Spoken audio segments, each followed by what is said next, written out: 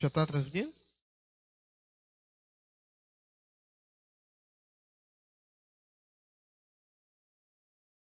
Opa.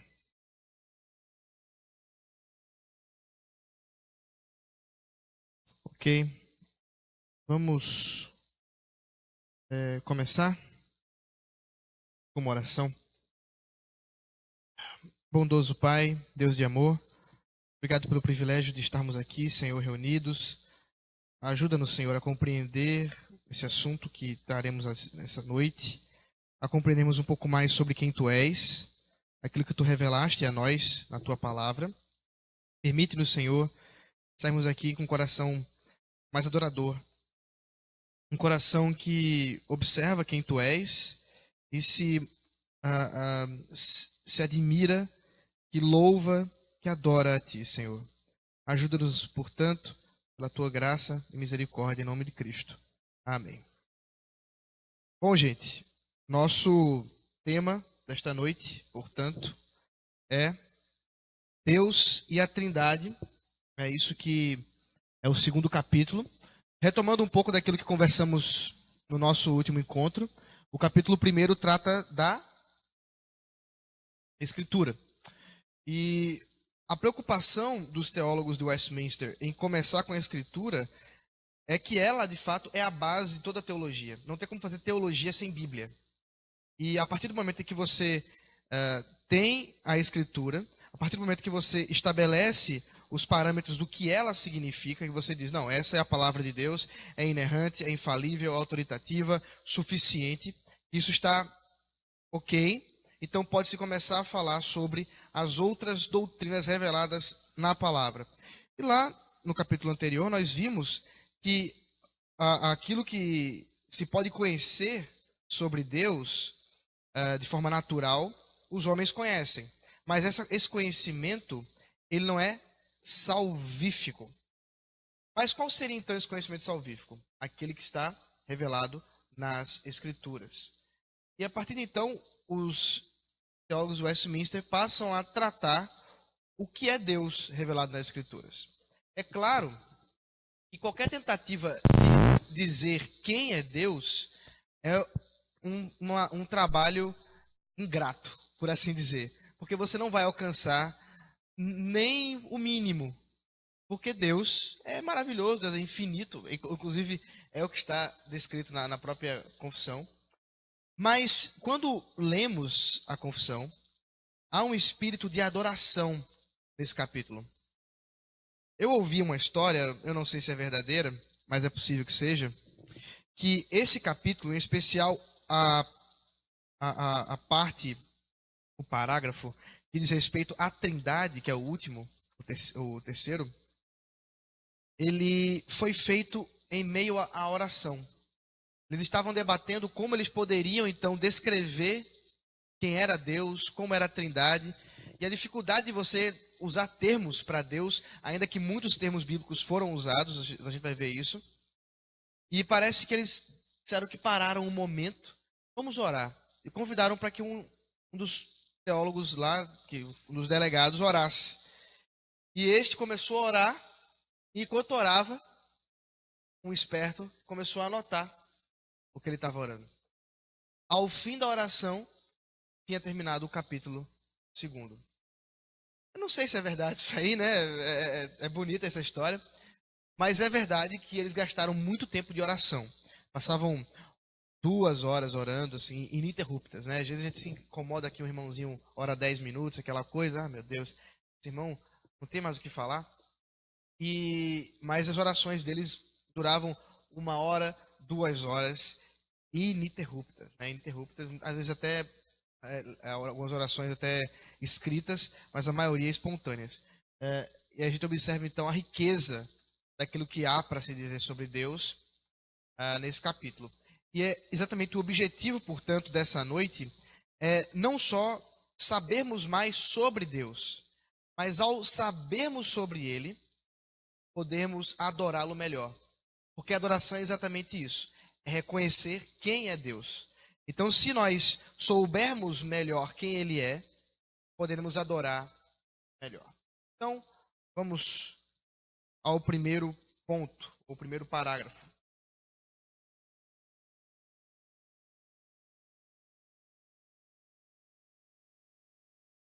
Vamos lá.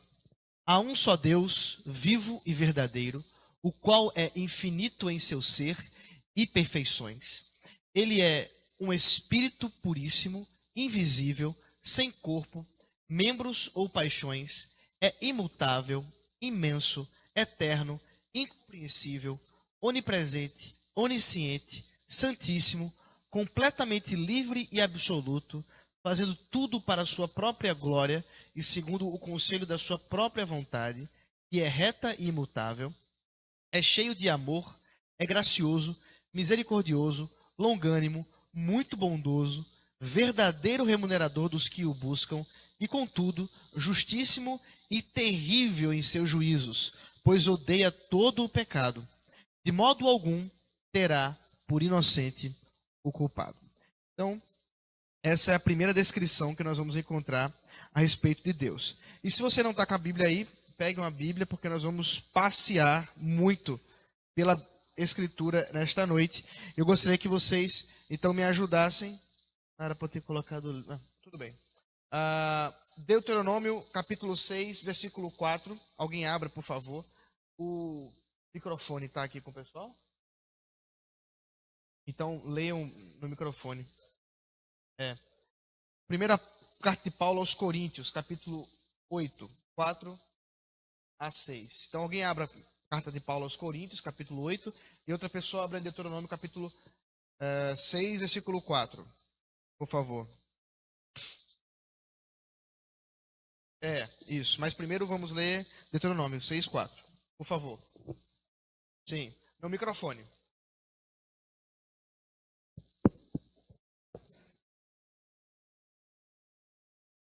Ouve, Israel. Pode falar, pode falar. Tá saindo, pode falar, Sr. Francisco. Ouve, Israel. Senhor nosso Deus é o único Senhor. Nesse início do Shema Israel, nós vemos aquilo que introduz uma repetição da lei do Senhor e começa, primeiramente, deixando claro que há apenas um Senhor sobre Israel, há apenas um Deus. Veja o que diz também a primeira carta de Paulo aos Coríntios, capítulo 8. Vamos lá, 1 Coríntios, capítulo 8. Não, 4 a 6. Portanto, quanto ao comer da carne sacrificada aos ídolos, sabemos que o ídolo no mundo não é nada, e não há outro Deus senão um só. Pois, ainda que existam os supostos deuses, seja no céu, seja na terra, assim como há muitos deuses e muitos senhores, no entanto, para nós há um só Deus, o Pai, de quem todas as coisas procedem e para quem vivemos, e um só Senhor, Jesus Cristo, pelo qual todas as coisas existem e por meio de quem também existimos. A primeira coisa que é declarada na confissão de fé a respeito de Deus é que ele é um só Deus vivo e verdadeiro. Há um só Deus. Nós somos uma religião, cremos, professamos uma fé monoteísta. Nós professamos uma fé em que Deus... Está desligado, mas não tem problema. Não? Oi? Não, é o caixa aqui. Nós professamos uma fé onde há um único Deus. E esse Deus é o único Criador, é aquele que rege todas as coisas. E isso nos diferencia já de boa parte das crenças que temos lá fora. Nós cremos em um único Deus, você vai ver na leitura que o Vitor fez da carta de Paulo, em que havia muitos ídolos naquela região, na cidade de Corinto, muitos ídolos em que eles adoravam, a quem eles faziam ofertas, para quem eles comiam. Mas nós cristãos não cremos isso, eles são falsos deuses, não existem, há apenas um único Deus. E ele também é ilimitado e perfeito. Jó, capítulo 11, versos 7 a 9. Nosso Deus é ilimitado e perfeito. Ele não se submete às leis físicas, ele não está submetido a nossas barreiras espaço-temporais. Jó, capítulo 11, verso 7 a 9. Alguém leia, por favor. Microfone para ajudar. Está saindo. Porventura, desvendarás os arcanos de Deus e penetrarás até a perfeição do Todo-Poderoso? Como as alturas dos céus é a sabedoria, quem poderás fazer? Mais profunda é ela do que o abismo. Que poderás saber? A sua medida é mais longa do que a terra, e mais larga do que o mar. Então, Jó tenta descrever, fazer uma descrição a respeito de Deus, na sua limitação, é claro, mas o que ele está descrevendo aí é, em primeiro lugar, a perfeição do nosso Deus e a sua ilimitação. Deus não está submetido ao tempo, ele não está submetido ao espaço. Isso é importante a gente lembrar, as seitas, hoje, vou dar um exemplo, os mormons, que acreditam que Deus está submetido ao espaço e o tempo. Na verdade, Deus é um homem grandão. Deus é um homem que evoluiu e se tornou Deus. E assim como ele fez isso em numa outra esfera, em outros planetas, nós também, eles creem exatamente nisso, em que Deus é um ser de um outro planeta, como nós, só que ele evoluiu e nós estamos evoluindo e chegaremos à semelhança dele, como ele é. É, algo nesse sentido. E, portanto, não é esse o caso. A Escritura deixa muito claro que Deus não está submetido, ele não é homem. Ele não está submetido às questões da criação. Ele é totalmente limitado, especialmente nessas questões espaço-temporais. Isso é legal porque toda vez que a gente adequa, a gente utiliza a linguagem temporal ou espacial para Deus, nós estamos apenas fazendo uma analogia, mas ela nunca é real, no sentido assim, vou dar um exemplo. Antes de Deus decretar, criar o mundo, ele decretou que isso seria para sua glória. Vamos dar um exemplo nesse sentido. Ok.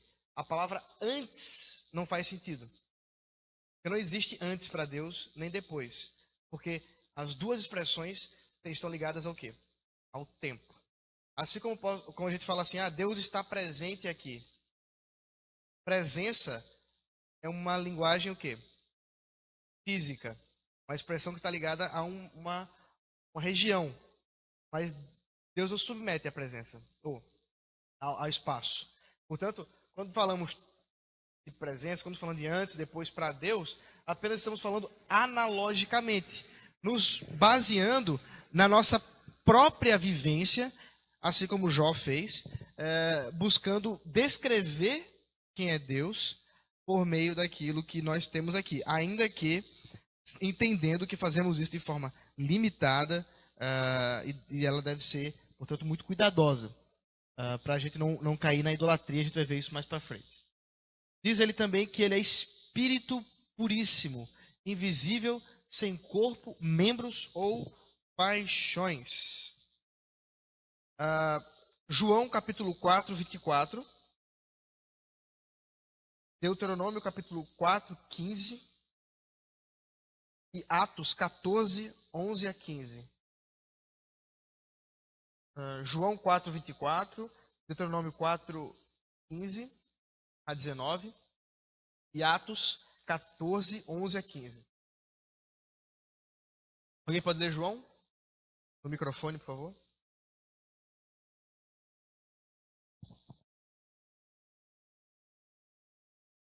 Quatro, 24. Como?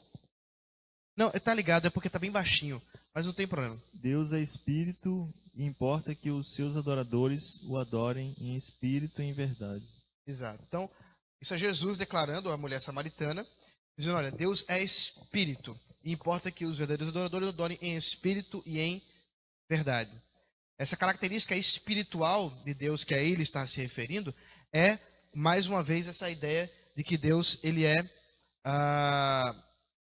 não espacial. Porque lembra, qual era a pergunta da mulher? A gente deve adorar a Deus no templo ou lá no monte, como os samaritanos fazem? Qual é o certo? Deus é espírito. Ele não está atrelado a locais. É importante que nós então adoremos em espírito e em verdade. Não nos apeguemos a essa questão local. Veja Deuteronômio capítulo 4, 15 a 19, por favor. Alguém achou? Bom, então vou ler aqui. Guardai, pois, cuidadosamente a vossa alma, pois aparência nenhuma vistes no dia em que o Senhor, vosso Deus, vos falou em Horebe, no meio do fogo, para que não vos corrompais e vos façais alguma imagem esculpida na forma de ídolo, semelhança de homem ou de mulher, semelhança de algum animal que há na terra, semelhança de algum volátil que voa pelos céus, semelhança de algum animal que rasteja sobre a terra, semelhança de algum peixe que há nas águas debaixo da terra. Guarda-te, não levantes os olhos para os céus, e vendo o sol e a lua, estrelas, a saber, todo o exército dos céus, seja seduzido a inclinar-te perante eles, e des culto àqueles, coisas que o Senhor, teu Deus, repartiu a todos os povos debaixo de todos os céus. Bom, esse é o perigo da idolatria, de usar características para Deus. Porque os povos pagãos terminam atribuindo as coisas criadas como se fosse o próprio Deus. E qualquer tentativa de dar forma a Deus, então é comum que as pessoas pensem em Deus como um velhinho de barba branca. Esse é o Papai Noel, as pessoas confundem, mas acontece isso. Isso é pecaminoso. Porque Deus não é um velhinho de barba branca. Deus não é homem. Oi? O homem lá de cima, o cara lá de cima, né? O Xuxa Meneghel. Ela tem a música lá, o cara lá de cima. Não, essa é conversa fiada, vocês dá por mim. Então,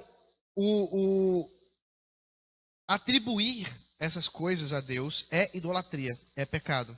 Porque Deus não se submete a essas coisas criadas. É claro, não é uma criatura. Ele é o Criador.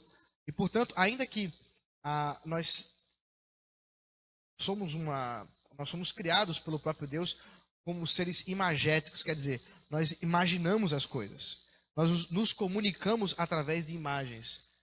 Nós, por exemplo, temos uma imagem para Deus, que é muito comum na nossa língua. Vocês lembram?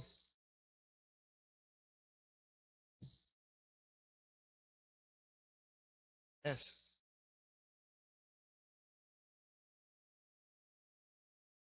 É a imagem. São 4 signos que formam um único, uma imagem. E é essa imagem que a gente atribui a Deus. Vocês estão entendendo isso? É a palavra.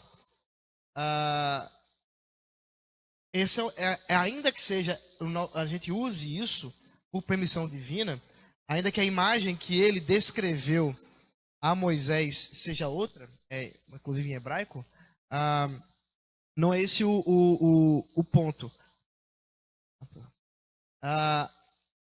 O problema é você atribuir a Deus qualquer coisa da criação e dizer assim, não, Deus é como um homem, Deus é... E isso vai inclusive voltar-se até as questões das paixões, os sentimentos. Então, hoje, pela manhã, eu escrevi um post a respeito de oração. Não sei se vocês deram uma olhada. E eu falava que a oração não muda os planos de Deus. E refutei 3 argumentos que são usados, 3 textos que são usados para tentar provar que Deus muda. E dentre eles está uma palavrinha muito comum não, mas que é usada para Deus algumas vezes e que causa certa confusão, que é arrependeu-se. Então você vai ver, por exemplo, quando Deus olha para a humanidade e vê aquela perversão do casamento misto entre crentes e incrédulos, e ele resolve destruir a humanidade lá em Noé. E ele diz o quê? Que Deus se arrependeu de ter criado o homem. A questão é, o arrependimento divino é igual ao nosso arrependimento? Não. A ira divina é igual à nossa ira? A alegria divina é igual à nossa alegria? Não. Os sentimentos nossos, humanos, carecem da nossa própria limitação. São ligados à nossa própria limitação. Agora, os sentimentos divinos é uma outra história. Agora, como é que a gente vai descrever o sentimento divino se nós não temos acesso? Por isso, lembra, semana passada eu falei sobre isso, no nosso encontro passado, que a Bíblia revela a respeito de Deus por meio de uma acomodação à nossa realidade. Não quer dizer que seja falsa a revelação, mas quer dizer que ela é o melhor que dá para a gente pegar. Dentro da nossa estrutura mental, dentro das nossas capacidades, o melhor que nós conseguimos alcançar é aquilo que está aqui escrito aqui. Isso envolve dizer, por exemplo, que Deus se arrependeu, que Deus deixou de desejar ter criado a humanidade. Isso também acontece em outros textos. Mas o que está descrito ali não é o nosso sentimento de arrependimento, porque nós nos arrependemos das coisas que nós não tínhamos consciência das consequências que iriam causar. Porque se nós tivéssemos consciência das consequências de tudo que iria ocorrer através dos nossos atos, nós não teríamos feito daquela maneira, teríamos feito de outra. Mas Deus conhece as consequências. Então não pode se arrepender disso.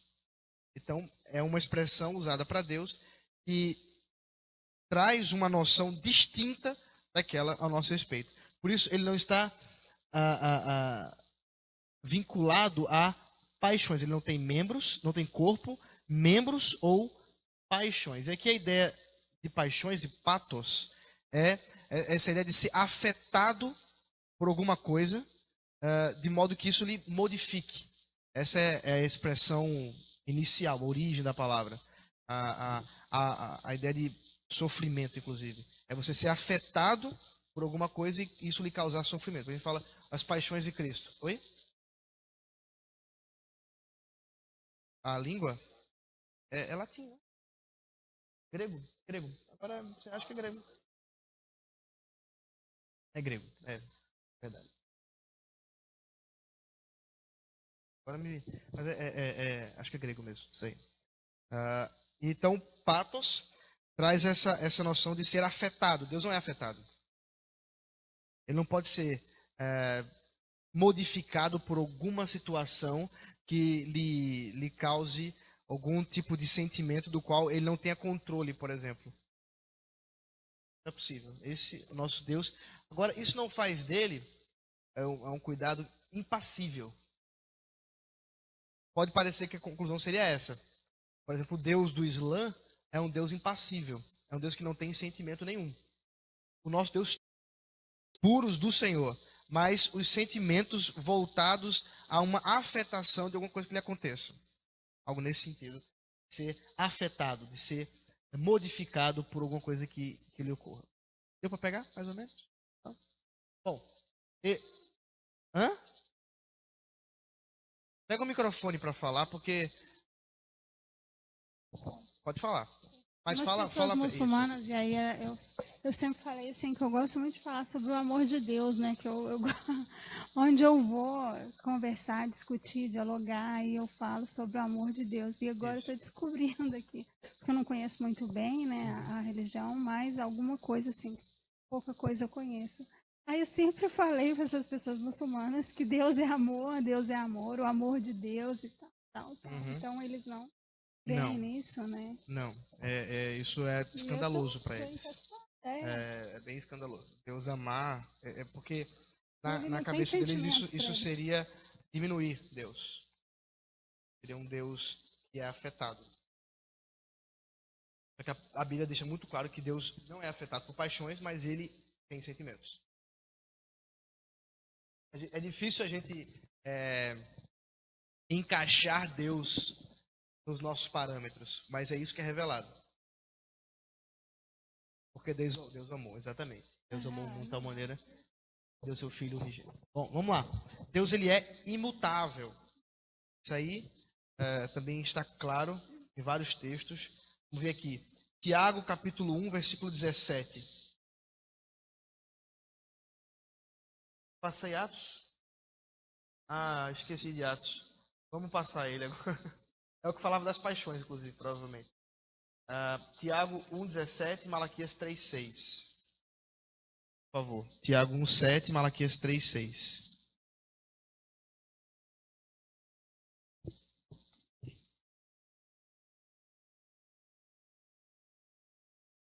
Quem achou Tiago 1,17? 7. Tiago 1,17. Toda boa dádiva e todo dom perfeito são lá do alto, descendo do Pai das luzes, em quem não pode existir variação ou sombra de mudança. Isso. Em Malaquias 3,6, porque eu, o Senhor, não mudo. Por isso, vós, os filhos de Jacó, não sois consumidos. Então Deus, ele é imutável. Ele não se submete às variações da nossa existência. Nós mudamos, nós crescemos, nós mudamos fisicamente, nós amadurecemos de várias formas, mas Deus não. Deus não amadurece. Deus é eterno naquilo que ele é e sempre será. Então não há essa mobilidade no ser de Deus.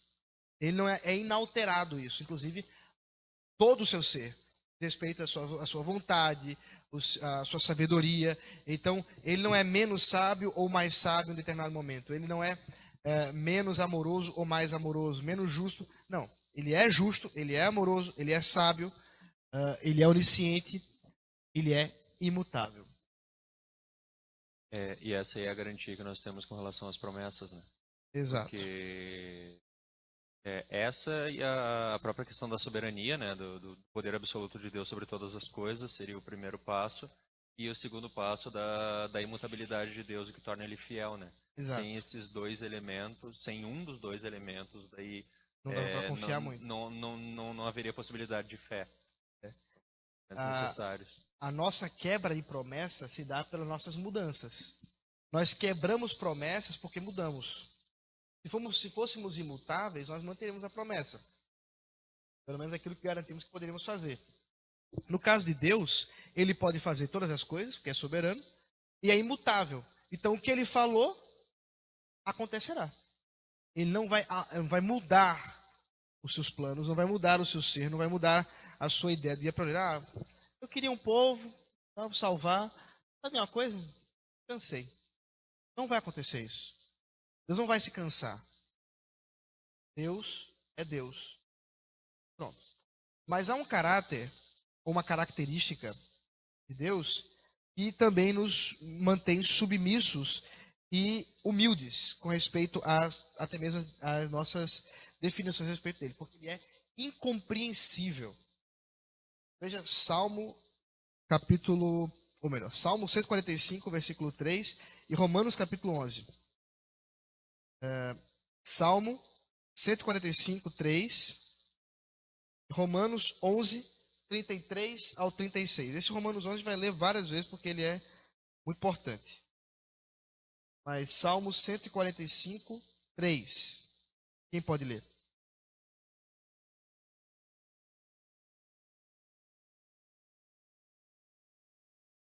Grande é o Senhor e muito digno de ser louvado, e sua grandeza é insondável. A sua grandeza é insondável. Não é possível calcular o tamanho dele. Não é possível calcular o tamanho do seu ser. Não é possível pegar uma fita métrica e tentar ver a altura de Deus. É insondável, não dá nem para imaginar. Vamos lá, Romanos 11, 33 ao 36.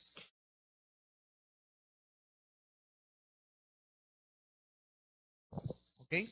Ó profundidade da riqueza, tanto da sabedoria como do conhecimento de Deus. Quão insondáveis são os seus juízos, e quão inescrutáveis os seus caminhos. Quem, pois, conheceu a mente do Senhor? Ou quem foi o seu conselheiro? Ou quem primeiro deu a ele para que lhe venha a ser restituído? Porque dele, e por meio dele, e para ele são todas as coisas. A ele, pois, a glória eternamente. Amém. Então Deus não é possível de ser compreendido. Essa ideia de compreensão é a ideia de entender como nós entendemos, por exemplo, um assunto na faculdade.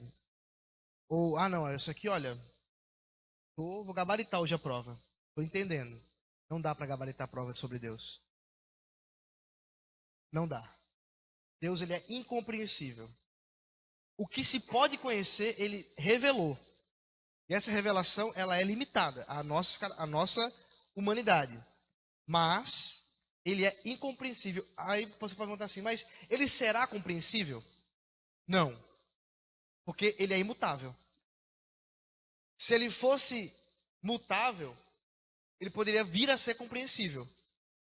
Mas se a gente disser que ele vai ser compreensível, ele mudou. Você está entendendo o problema? Se você perguntar, pega o microfone. Essa questão que ele coloca, quem foi o seu conselheiro, né? Me lembrou daquele texto de Provérbios sobre a sabedoria, que é a sabedoria falando que ela foi a conselheira de Deus no início.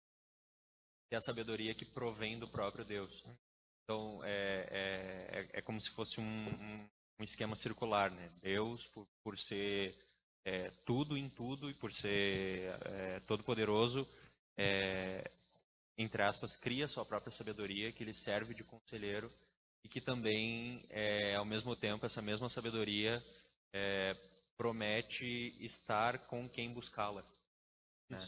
É que é uma personificação, né, desse caráter divino. Uma personificação e, ao mesmo tempo, ela diz que promete estar com quem buscá-la, mas não diz exatamente como ou o que ela vai revelar. Ela diz, quem me buscar vai me achar, vai me encontrar. Não significa que vai conseguir encontrar a totalidade dessa, mas vai conseguir ter um vislumbre, pelo menos, dela naquilo que é revelado. Daria para dizer também que, em certo sentido, nós vamos ser sempre criaturas, né? Então, o nosso ser também vai ser dessa forma. Vai ter um corpo glorificado, mas vai ser sempre um corpo em face do Deus que não tem corpo. Não tem corpo. Isso. É a distinção criador e criatura. Ao conhecermos sobre Deus, nós já podemos ver que ele é totalmente distinto. Né? A expressão um pouco controversa de Kant, que diz que Deus é o totalmente outro. O problema é que ele usa essa expressão para dizer que ele é inacessível. E a gente bota de lado isso aí, que essa conversa é fiada. Porque sem Bíblia é inacessível, mas com Bíblia é acessível. Por Cristo, né? Por meio de Cristo. O problema é que Kant tem problemas com isso. O pietismo dele... Oi? O pietismo dele era meio complicado. A mãe dele era mais crente. Deixa pra lá. Mas Deus, nesse sentido aqui que estamos conversando, ele é o totalmente outro na distinção eterna de Criador e criatura. Lembra? Os mormons acreditam que haverão de ser como ele. Mas nós cremos que não. Nunca seremos como Deus.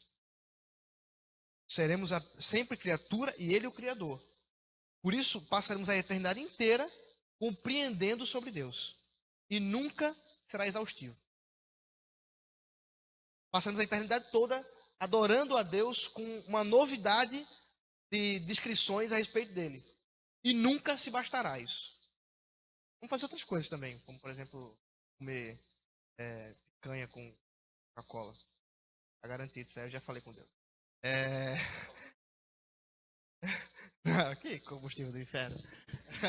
Você vai perguntar também? Mas fale no microfone para ajudar o pessoal que está assistindo. Tem coisas que diz que, vamos ver que tem coisas que não compete ao homem, sim a Deus. É isso aí. Quer dizer que tem coisas que nós não queremos saber e não pertence a nós, somente a Deus. Aí. Isso. A ideia é que há uma limitação na revelação. E Deus não revelou tudo ao seu respeito, nem aos seus planos. Os seus planos, de certa forma, são misteriosos a nós. Há o plano maior, que nós já conhecemos, que é o plano redentivo, que ele já completou em Cristo, e que ele está completando em nós pelo Espírito Santo, na igreja e até a volta de Cristo. Mas detalhes não nos são revelados, é da parte dele. Né? Isso também estabelece as distinções criador e criatura. Como? Você lê do quê? O Silêncio lá? Filme legal, né? Você, Diga. eu fiquei lembrando agora do espiritismo, né? Também tem uma coisa de Da você evolução. evoluir. Isso. E aí vai ficar melhor, né? Mesma Já. ideia, exatamente. Mas eu Essa não ideia entendo. de uma É evolução. tão claro. Isso, a ideia de evolução.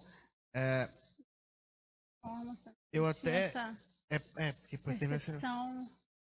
eu não saberia dizer se um espírita chegaria a afirmar que a evolução nos daria condições de ser como Deus. Eu não sei dizer. Mas como anjos, com certeza. Né? Puros como anjos, isso aí, né, eles falam, né? Inclusive, nem sei se eles chegam a dizer que anjos, na verdade, são espíritos desencarnados, mas devem dizer. Precisava conhecer um pouco mais dessa teologia espírita. Ele é também livre e absoluto. Deus, ele é completamente livre e absoluto, fazendo tudo para a sua própria glória. Ele não está atrelado a nenhum tipo de obrigação. Ele é livre. Salmo 115, versículo 3. Isso é interessante. Há alguns meios evangélicos que dizem que se você fizer tal coisa, Deus está obrigado. Já ouviram essa? 115, versículo 3. No céu está o nosso Deus e tudo faz como lhe agrada, segundo a sua vontade.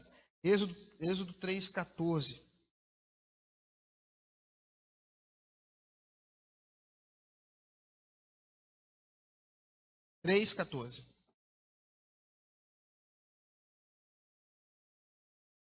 Disse Deus a Moisés: Eu sou o que sou. Disse mais: Assim dirás aos filhos de Israel: Eu sou, me enviou a vós outros. Essa ideia, portanto, de Deus ser absoluto. Ele é o eu sou. Os tradutores aí tentaram alcançar certa compreensão daquilo que está descrito aqui no texto. De fato, Deus está revelando a Moisés aqui o seu nome próprio, por assim dizer, o Yod-He Vav-He, que são as 4 letras para Deus, que os testemunhos de Jeová dizem que é Jeová. Os judeus chamam de Adonai, porque tem medo de quebrar o segundo mandamento, terceiro mandamento. Não dirás o nome do teu Deus em vão, terceiro mandamento. Algumas pessoas chamam de Yahvé, é provável que seja também. Javé, o Javé já é uma variação por causa do J alemão, né, por causa da transliteração em hebraico. Mas todas essas opções são aproximações daquilo que Moisés ouviu da parte de Deus. E seria descrito desse nome, que tem raiz no verbo ser, no hebraico, e por isso essa ideia do eu sou. Ele é aquele que é. Isso foi muito bem traduzido no grego, e Jesus acompanhou essa ideia. Vai ver depois mais para frente, em João, Jesus várias e várias vezes diz que ele é o quê? Eu sou. Antes de Abraão, eu sou. Vamos ver algumas expressões nesse sentido. O que Jesus está dizendo? Que ele é quem? Eu sou o Yahvé, lá da sarça com Moisés. Eu sou aquilo lá. Em nome de Deus eu sou.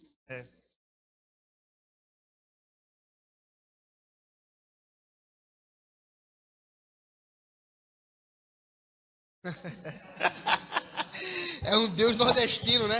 Eu sou e acabou-se. A ideia é por aí. A ideia é por aí, mas os termos são um pouco mais. Mas é isso aí. A ideia é que ele é absoluto. 2 perguntas. A primeira, digamos, as letras, né, que foram escritas por Moisés, que seriam o nome de Deus, se não me engano, elas são traduzidas como YHWH, não é? Ela poderia ser entendido de que ela é impronunciável de forma proposital, justamente nesse sentido de não quebrar um mandamento. E a segunda pergunta, se esse eu sou, ele também está relacionado com o início de João falando sobre o verbo. No princípio era o verbo, e o verbo, além de ser a palavra e a ação, que é, digamos, personificada na pessoa de Cristo, seria também esse sou, esse eu sou, o verbo eterno que nunca muda, está sempre presente. Ok. Essa é uma pergunta difícil. Eu vou para mais fácil, que é a primeira. A primeira pergunta diz respeito à questão da pronúncia.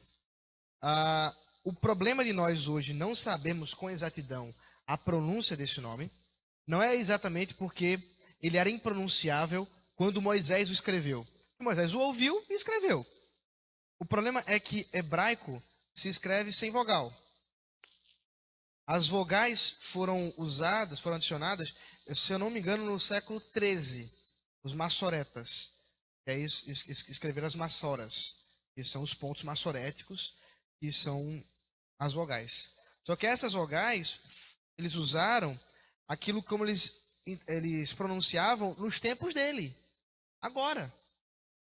Então, essa pronúncia poderia ser outra. O problema é que quando eles foram colocar as vogais no nome de Deus, eles fizeram uma espécie de como posso dizer assim, código, onde eles adicionaram as letras, as vogais do termo em hebraico Adonai. Quem sabe o que significa Adonai? Senhor.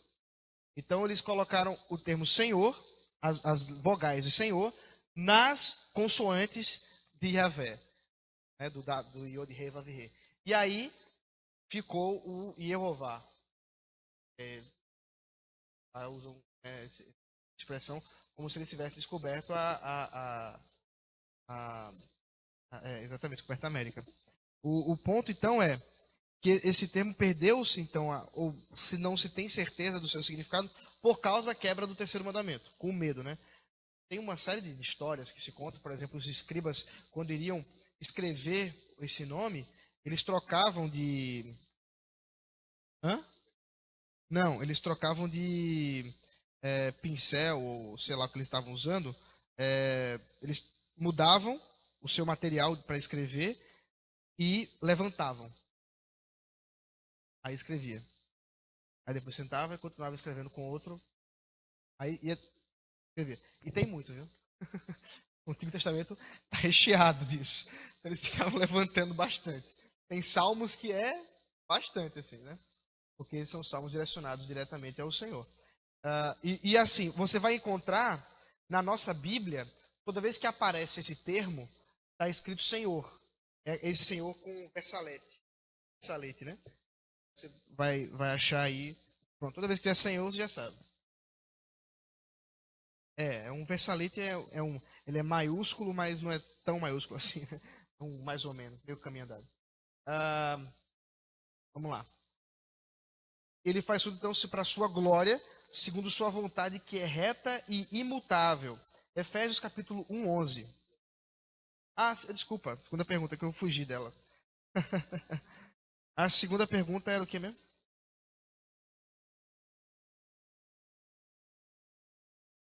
O Logos, ok. Em grego, a palavra lá é Logos. O Logos ele tem uma carga, significados pesadíssima na época de Jesus. Porque os filósofos usavam essa expressão para designar aquilo que a causa primária, primeira, que dá ordem ao universo. Heráclito, totalmente. Um pouquinho depois, tem um filósofo judeu, estou lembrando o nome dele aqui, que era judeu, mas ele é platônico, neoplatônico, Filo, Alexandria, isso. E o Filo usa a expressão logos para falar sobre Deus, Deus de Israel. Testamento. Porque ele faz uma mescla do logos da filosofia grega, do logos de Platão e etc., com esse logos, ou com o Yahvé. Ele junta os dois. E aí vai João escrever sobre isso. Só que João está imerso nessa cultura. A questão é que o Evangelho de João, que talvez seja o último livro a ser escrito da Bíblia, ele é, dentre muitas outras coisas, uma resposta a uma seita que estava começando a ganhar forma, já nos tempos de Paulo. Depois João teve que combater nas suas cartas e combateu no seu Evangelho, chamado os gnósticos, que era uma mistura muito louca de judaísmo, filosofia grega e cristianismo. Eram extremamente místicos, exatamente. Essa questão da gnose é um conhecimento esotérico, é um conhecimento que você adquire não por meios de leitura, de estudo, hein? A gnose é uma seita fortíssima, existe até hoje.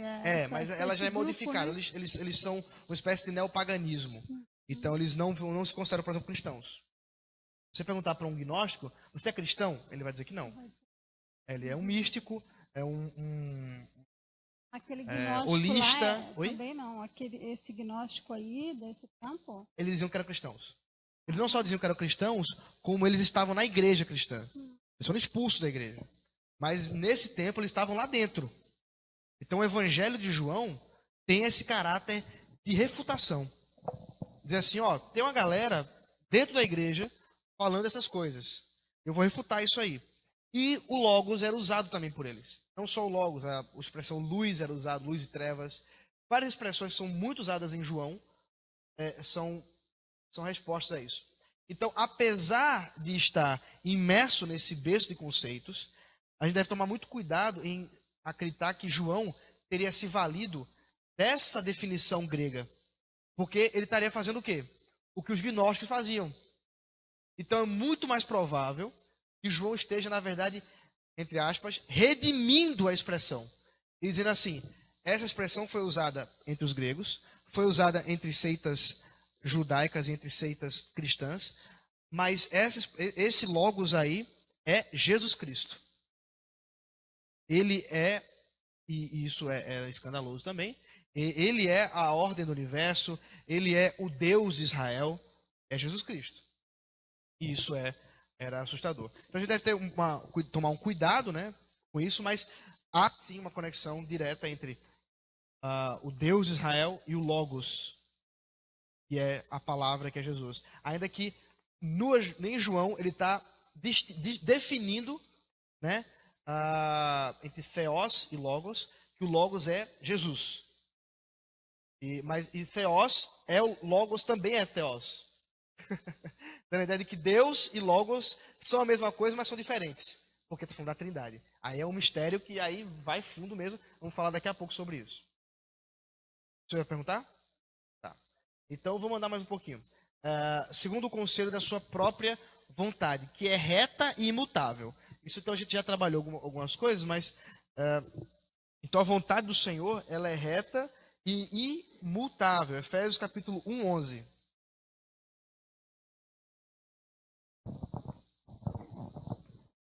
O senhor está com ele aí? Efésios capítulo 1, 11. Pode. Sim. Nele digo, no qual fomos também feitos herança, predestinados segundo o propósito daquele que faz todas as coisas conforme o conselho da sua vontade. Então, ele não faz todas as coisas conforme o conselho dos outros. Ele não vai buscar, né, opinião alheia. Não, segundo o conselho da sua própria vontade. Provérbios 16, 4 e Apocalipse 4, 11.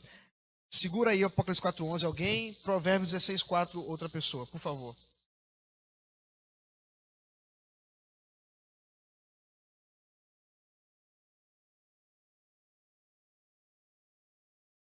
(16:4) 16:4? Manda aí. O Senhor fez todas as coisas para determinados fins e até o perverso para o dia da calamidade. O Senhor fez todas as coisas para determinados fins e até mesmo o perverso para o dia da calamidade. Ok. Isso inclui, então, inclusive, os incrédulos que ele já fez preparados para a petição. Vitor. 4:11, né? Apocalipse 4:11. 4:11. Apocalipse 4:11. Tu és digno, Senhor e Deus nosso, de receber a glória, a honra e o poder, porque todas as coisas tu criaste. Sim, por causa da tua vontade vieram a existir e foram criadas. Então, todas essas coisas foram criadas segundo essa vontade do Senhor, segundo o seu próprio desejo. Ele não pediu conselhos, e essa vontade, portanto, ela é imutável, porque ela é o seu ser é imutável. Mas o texto, ou a confissão também nos fala que ele é amoroso, gracioso, misericordioso, paciente, longânimo, bondoso e verdadeiro remunerador. Vamos ver um de cada vez. João 4:8, 1 João